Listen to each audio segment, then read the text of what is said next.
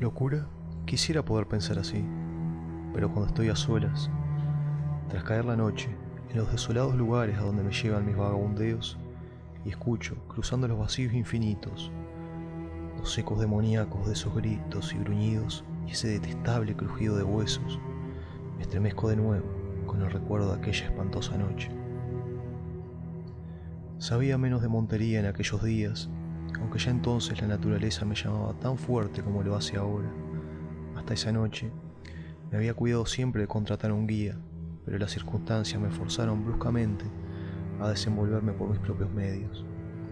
Era a mediados del verano en Maine, y a pesar de mi gran necesidad en ir desde Mayfair a Glendale antes del siguiente mediodía, no pude encontrar a quien me guiara, a menos que tomase la larga ruta a través del Potowatomie, que no me llevaría a tiempo a mi meta. Habría de cruzar espesos bosques, pero cada vez que preguntaba por un guía me topé con negativas y evasivas. Forastero como era, me resultaba extraño que cada cual tuviera una rápida excusa. Habían demasiados negocios importantes en ciernes para un villorrio perdido, y sabía que los lugareños mentían. Pero todos tenían deberes imperiosos, o eso decían, y no podía más que asegurarme que la senda a través de los bosques era muy sencilla, corriendo recta hacia el norte y sin la menor dificultad para un mozo vigoroso. Si partía cuando la mañana era aún temprana, aseguraban, podría llegar a Glendale a la puesta del sol y evitar una noche al raso. Aún entonces no sospeché nada. La perspectiva parecía buena y decidí intentarlo a solas, dejando a los perezosos pueblerinos atrás con sus asuntos. Probablemente podría haberlo intentado aún recelando, porque la juventud es testaruda y desde la niñez me había reído de supersticiones y cuentos de viejas. Así, antes de que el sol se estuviera en alto, había encaminado entre los árboles por la trocha serpenteante, con el almuerzo en la mano y la automática en el bolsillo, y el cinturón repleto de crujientes billetes de gran valor. A juzgar por las circunstancias que me habían dado y el conocimiento de mi propia velocidad, supuse que llegaría a Glendale un poco después del ocaso, pero sabía que retrasándome durante la noche por algún error de cálculo, tenía la suficiente experiencia en acampada como para no amilanarme. Además, mi presencia en el punto de destino no era verdaderamente necesaria hasta el mediodía siguiente. Era el clima lo que amenazaba mis planes. El sol, conforme subía, abrazaba aún a través de lo más espeso del follaje, consumiendo mis energías a cada paso.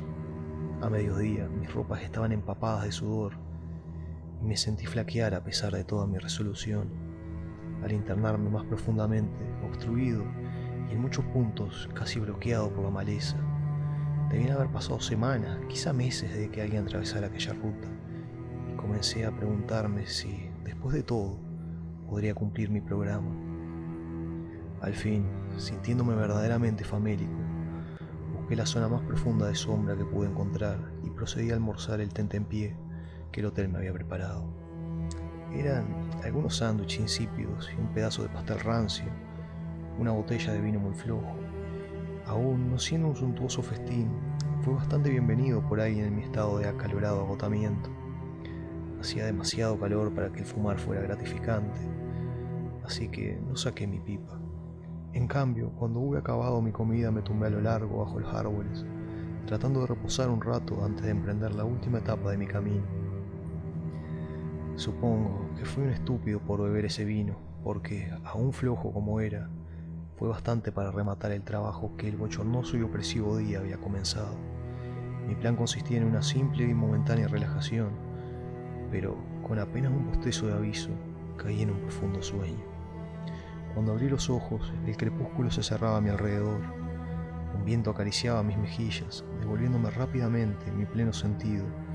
Mientras ojeaba el cielo, vi con aprensión que apresuradas nubes negras estaban creando un sólido muro de oscuridad, indicio de violenta tormenta. Ahora sabía que no podría llegar a Glendale antes de la mañana, pero la perspectiva de una noche en los bosques, mi primera noche de acampada solitaria en la espesura, parecía muy repugnante bajo esas especiales condiciones.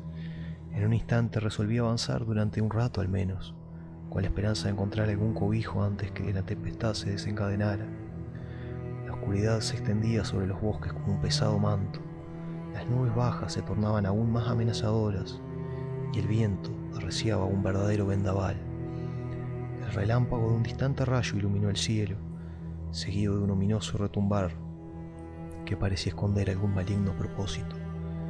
Entonces sentí una gota de lluvia sobre mi mano tendida y todavía caminando automáticamente me resigné a lo inevitable. Otro momento y había visto el resplandor, la luz de una ventana a través de los bosques y la oscuridad. Pendiente de tan solo refugiarme, me apresuré hacia allí. Quisiera Dios que me hubiera dado la vuelta y huido. Había una especie de claro imperfecto en cuya parte más alejada, con su saga contra el bosque primitivo, se levantaba una construcción. Había esperado encontrar una choza o una cabaña, pero me detuve sorprendido cuando divisé una casita limpia y de buen gusto con tejado de dos vertientes, de unos 70 años de antigüedad a juzgar por su arquitectura, aunque todavía en un estado de conservación que demostraba la atención más celosa y civilizada. A través de los pequeños paneles de una de las ventanas inferiores brillaba una intensa luz, y hacia ella, azuzado por el impacto de otra gota de lluvia, me apresuré cruzando el claro, aporreando ruidosamente las puertas, tan pronto como alcancé las escaleras. Con prontitud, mis golpes tuvieron una respuesta de una voz profunda y agradable que pronunció una sola palabra: ¡adelante!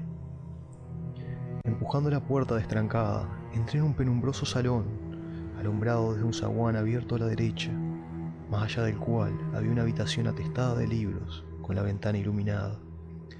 Mientras cerraba la puerta exterior a mi espalda, no pude por lo menos que reparar en un extraño aroma en la casa, un perfume débil, elusivo, casi indefinible, que de alguna forma sugería animales. Mi anfitrión, supuse, debía ser un trampero que regenteaba sus negocios allí mismo. El hombre que había hablado se sentaba en una amplia butaca, junto a una mesa central de mármol, con su forma enjuta envuelta en una larga bata gris. La luz de una poderosa lámpara de petróleo resaltaba sus facciones, agudas y afeitadas, con lustroso y fino cabello, largo y bien peinado, regulares cejas castañas que se unían en ángulo inclinado sobre la nariz, orejas bien formadas, emplazadas abajo y atrás en la cabeza, y amplios y expresivos ojos grises, casi luminosos en su interés. Al sonreír una bienvenida mostró un magnífico juego de firmes dientes blancos, y mientras me señalaba una silla con un ademán, me percaté de la delgadez de sus delicadas manos, con largos y ahusados dedos de rojizas y almendradas uñas, ligeramente curvas y exquisitamente manicurizadas. No podía menos de preguntarme por qué un hombre de tan avasalladora personalidad podría elegir la vida de recluso. No por la intromisión, me excusé, pero estoy tratando de llegar a Glendale antes de la mañana y una tormenta me hizo buscar refugio. Como corroborando mis palabras, en ese momento llegó un intenso relámpago, una reverberación chasqueante y la primera descarga de un aguacero torrencial que batía demencialmente contra las ventanas. Mi anfitrión, que parecía ajeno a los elementos, me dedicó otra sonrisa al responder. Su voz era entonada y bien modulada, y sus ojos mostraban una serenidad casi hipnótica. Sea bienvenido a la hospitalidad que yo puedo ofrecerle, aunque me temo que no sea mucha. Tengo una pierna tullida, por lo que tendrá que hacerse cargo. Si tiene hambre, encontrará abundancia en la cocina. Abundancia de comida, no de ceremonia. Creí detectar una levísima traza de acento extranjero en su tono, aunque su lenguaje era fluido e idiomáticamente correcto. Alzándose a impresionante altura, se dirigió a la puerta, con largos y renqueantes pasos, y me percaté de los brazos inmensos y velludos que colgaban a cada lado, en curioso contraste con sus delicadas manos. «Venga», invitó, «traiga la lámpara con usted. Puedo sentarme igual de bien en la cocina que aquí». Le seguí al salón y a la habitación de más allá, y en esa dirección descubrí el montón de leña en la esquina y el aparador del muro.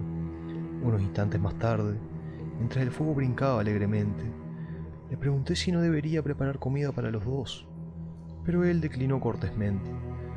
«Hace demasiado calor para cenar», me dijo además. «He tomado un bocado antes de que usted llegara». Tras lavar los platos dejados por mi solitario refrigerio, me senté un rato, fumando satisfecho mi pipa. Mi anfitrión formuló unas pocas preguntas sobre los poblados vecinos, pero cayó en un sombrío mutismo cuando supo que era un forastero. Mientras guardaba silencio, no pude menos que sentir una calidad extraña en él, algo insólito y soterrado que a duras penas podía ser analizado. Estaba casi seguro, por otra parte, de que yo era tolerado a causa de la tormenta, más que ser bienvenido con genuina hospitalidad. En lo que respecta a la tormenta, parecía haberse agotado. Fuera, ya había clareado, puesto que había una luna llena entre las nubes, y la lluvia había menguado hasta una simple llovizna. Quizás, pensé, podría completar mi viaje después de todo. Una idea que insinúa mi anfitrión. Mejor aguardar hasta mañana, insistió. Dice que está pensando en ponerse en marcha, y hay sus buenas 3 horas hasta Glendale. Tengo 2 alcobas arriba, y usted es bienvenido a una si quiere quedarse. Había tal sinceridad en su invitación que disipaba cualquier duda que hubiera tenido acerca de su hospitalidad, y decidí que su silencio era el resultado del largo aislamiento de sus semejantes en estas soledades. Tras permanecer sentado sin proferir palabra durante el tiempo que tardé en fumar 3 pipas, finalmente comencé a bostezar. Ha sido un día más bien agotador para mí, admití, y creo que sería mejor que me fuera a la cama. Debo levantarme al alma, ya sabe, y retomar mi camino. Mi anfitrión agitó el brazo hacia la puerta a través de la que podía ver el salón y las escaleras. Venga, me indicó, lleve la lámpara con usted. Es la única que tengo, pero no importa sentarme en la oscuridad, la verdad. La mitad del tiempo no la enciendo. Cuando estoy solo, el petróleo es difícil de conseguir aquí, y voy raramente al pueblo. Su alcoba es la de la derecha, al final de las escaleras. Tomando la lámpara y volviéndome en el salón para desearle buenas noches, pude ver sus ojos relucir, de una forma parecida a la fosforescencia en la oscurecida estancia que había abandonado. Durante unos momentos pensé en la jungla y en los círculos de ojos que a veces fulguran justo más allá del radio de la hoguera. Luego subí las escaleras. Mientras alcanzaba el 2.º piso, pude escuchar a mi anfitrión renqueando por el salón hacia la habitación de abajo, y comprendí que se movía con seguridad de búho a pesar de la oscuridad. Verdaderamente tenía poca necesidad de la lámpara. La tormenta había acabado, y al entrar en la habitación asignada, la descubrí iluminada por los rayos de la luna llena, que caían sobre la cama desde la ventana sin cortinas, orientada hacia el sur. Apagando la lámpara y sumiendo la casa en la oscuridad a excepción de los rayos de la luna, olfateé un punzante olor que se imponía sobre el aroma del querosén, el olor casi animal que había notado al entrar en el lugar. Crucé hasta la ventana y la abrí de par en par, inspirando profundamente el fresco y limpio aire nocturno. Cuando comenzaba a desvestirme, me detuve casi instantáneamente, reparando en el cinturón de dinero aún situado sobre mi cintura. Quizás, reflexioné, convenía no ser imprudente o descuidado, ya que había leído acerca de hombres que aguardaban solo una ocasión para robar o incluso dar muerte a los extraños en el interior de sus moradas. Así, colocando las ropas de cama para hacerlas parecer una figura dormida, alcancé la única silla de la estancia entre las envolventes sombras, cargando y encendiendo de nuevo mi pipa y tomando asiento para descansar o vigilar según lo requiriera la ocasión. No podía llevar mucho rato sentado cuando mis sensibles oídos captaron el sonido de pisadas subiendo las escaleras. Todos los viejos cuentos sobre anfitriones ladrones vinieron a mi cabeza, pero otro instante de escucha reveló que las pisadas eran francas, fuertes y descuidadas, sin atisbos de disimulo, mientras que los pasos de mi anfitrión, por lo que había oído desde el final de las escaleras, eran zancadas blandas y renqueantes. Apagando las brasas de mi pipa, la puse en mi bolsillo. Después, empuñando y teniendo mi automática, me levanté de la silla y caminé de puntillas por la estancia, agazapándome tensamente en un punto desde el que podía cubrir mi puerta. Esta se abrió y en el pozo de luz lunar entró un hombre que nunca había visto, alto, de anchas espaldas y distinguido, con el rostro medio tapado por la espesa barba cuadrada y el cuello cubierto con una gran pieza de tela negra, de un corte tan obsoleto en América que le señalaba, indudablemente, como un extranjero. Cómo había entrado en la casa sin que me apercibiera es algo fuera de mi entendimiento. no pudiendo creer ni por un instante que estuviera oculto en la otra alcoba del salón de abajo. Mientras lo observaba pensativamente, bajo engañosos rayos de luna, me pareció que podía ver directamente a través de la robusta forma, pero quizás esto solo fue una ilusión derivada de mi repentina sorpresa. Percatándose del desarreglo de la cama, pero desdeñando evidentemente la fingida ocupación, el extranjero musitó algo para sí mismo en una lengua extraña y procedió a desnudarse. Lanzando sus ropas a la silla que había desocupado, se metió en la cama, se arropó y en unos 2 o 3 segundos estaba resollando con la regular respiración de alguien profundamente dormido. Mi primer pensamiento fue buscar a mi anfitrión y pedir una explicación, pero un segundo más tarde decidí que sería mejor asegurarse que tal incidente no era una secuela de mi sueño de borracho en los bosques. Aún me sentía flojo, desmayado, y a despecho de mi reciente cena estaba tan hambriento como si no hubiera comido nada del almuerzo del mediodía. Crucé hacia la cama y la alcancé haciendo el hombro del durmiente. Enseguida, lanzando un ahogado grito de miedo enloquecido y atónito estupor, retrocedí con pulso palpitante y ojos desorbitados, puesto que mis dedos engarfiados habían pasado directamente a través del durmiente, alcanzando únicamente las sábanas de debajo. Un análisis completo de mis sensaciones enervadas y confundidas sería totalmente inútil. El hombre era intangible, aun cuando todavía podía verle y escuchar su respiración regular y observar su figura medio envuelta de lado bajo las sábanas.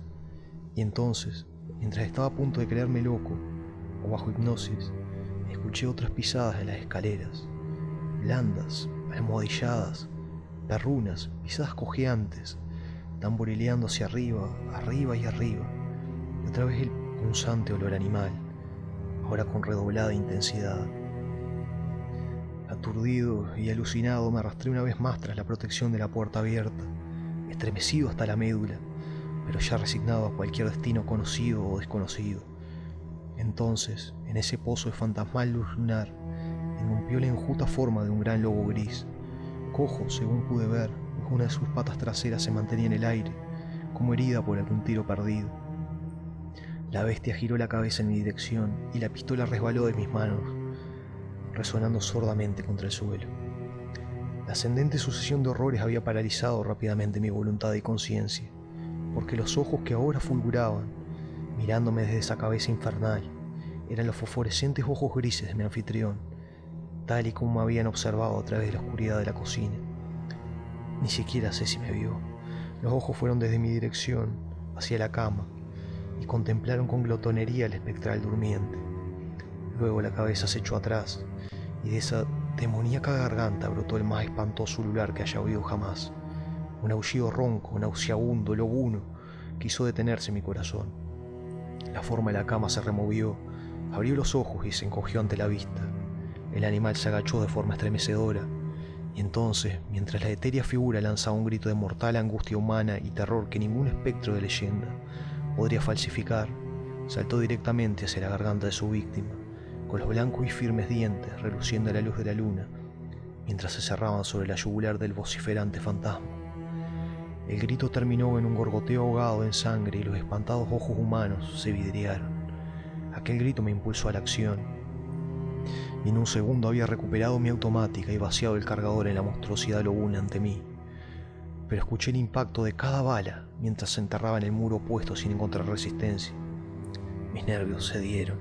El terror ciego me lanzó hacia la puerta y me hizo mirar atrás para ver que el lobo había hundido sus dientes en el cuerpo de su víctima.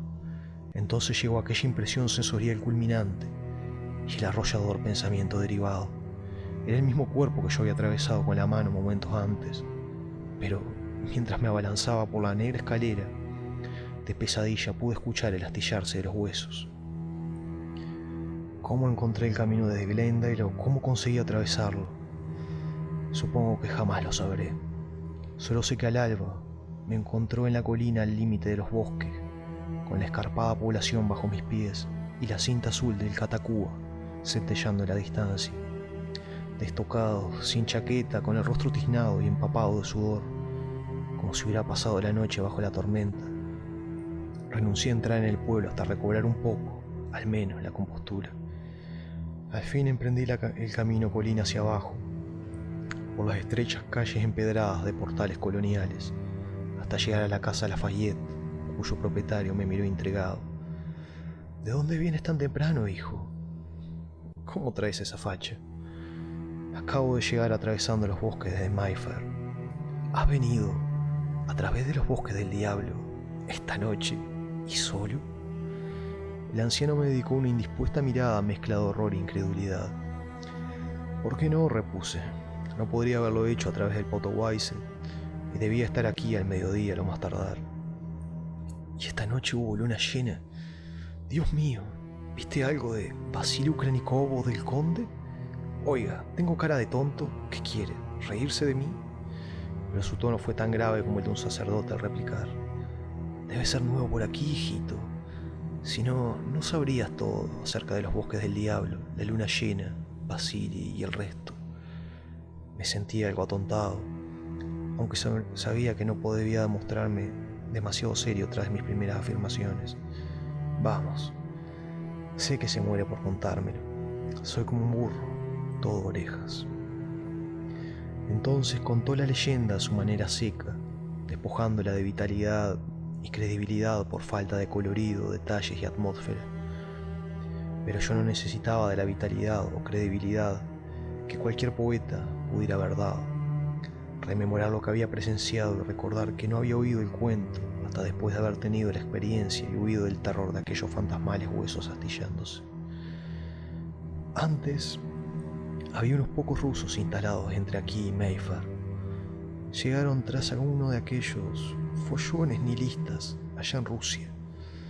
Vasily Ukranikov era uno de ellos, un tío alto, delgado y bien plantado, con brillante pelo rubio y modales encantadores. Pero se decía que era un sirviente del demonio, un hombre lobo y un devorador de hombres.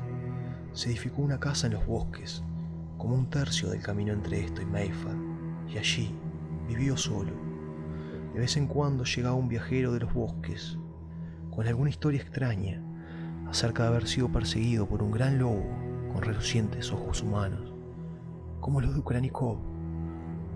Una noche, alguien le pegó un tiro al lobo, y a la siguiente vez que el ruso vino a Glendale, cojeaba. Eso encajaba todo. Ya no eran simples sospechas, sino hechos probados. Entonces se mandó a Mayfair por el conde. Su nombre era Fyodor Ternevsky y había comprado la casa Fowler de tejado a 2 aguas en State Street para que acudieran a verle.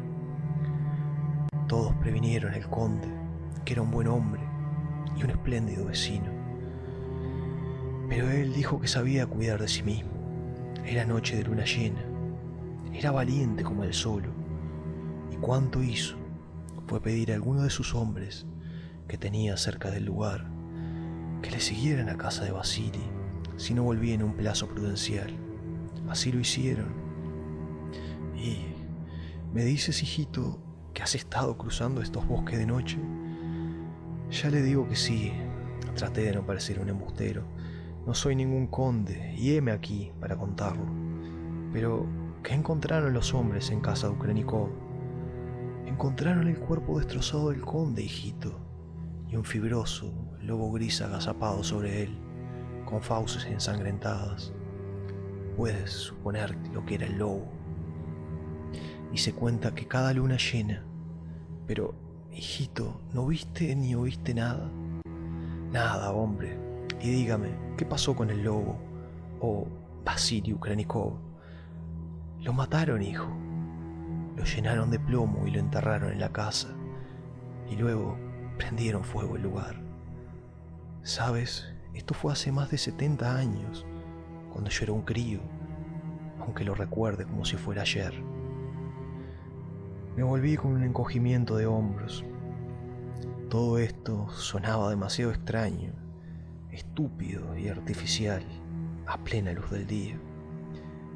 Pero a veces, cuando estoy a solas, tras la caída de la noche, en lugares desiertos, y escucho los ecos demoníacos de esos gritos y bramidos, y ese detestable crujir de huesos, vuelvo a estremecerme con el recuerdo de aquella espantosa noche. El devorador de fantasma. H. P. Lovecraft.